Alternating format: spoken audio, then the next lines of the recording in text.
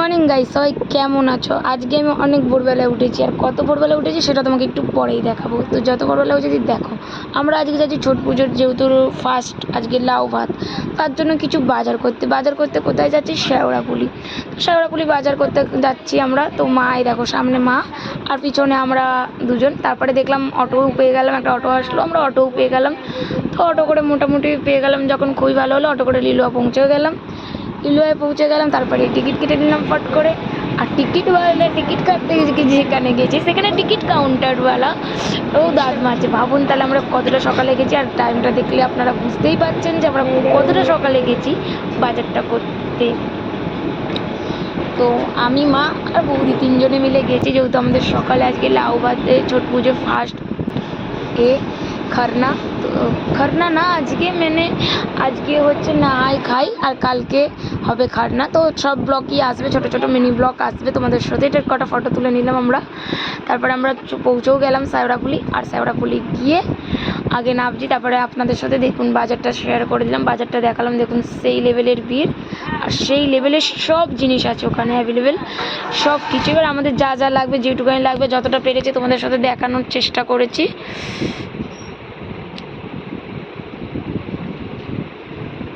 সব জিনিস আমরা ওরকম নিয়ে নিলাম, যাচ্ছি দেখে জিনিস যেটা পছন্দ হচ্ছে নিয়ে নিলাম।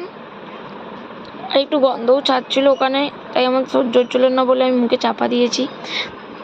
তো যাই হোক, তো লাউয়ের সেই দামগুলো মোটামুটি ঠিকঠাকই পেলাম ওখানে।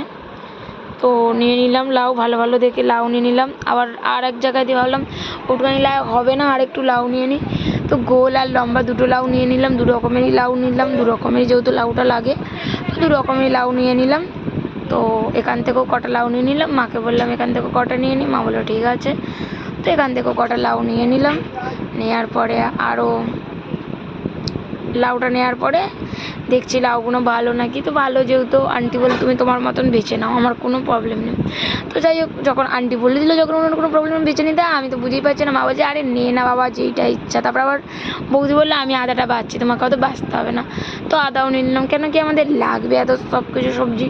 তো বৌদি এবার মুখটা একটু দেখিয়ে দিল। তো আবার নারকোল বেছে নিলাম, একটু নারকোল কত করে, যেটু বললো এই দাম, ঠিক আছে চলো নারকোল বেছে নিলাম। জল টল নড়ছে না নাকি, নারকোলটা ঠিকঠাক হবে নাকি ঠাকুরের নামে। তো যাই হোক, নারকোলটা নিয়ে নিলাম, বেছে নারকোলটাও নিয়ে নিচ্ছি আমরা। তো নারকোলটাও নিয়ে নিচ্ছি বেছে বুঝে।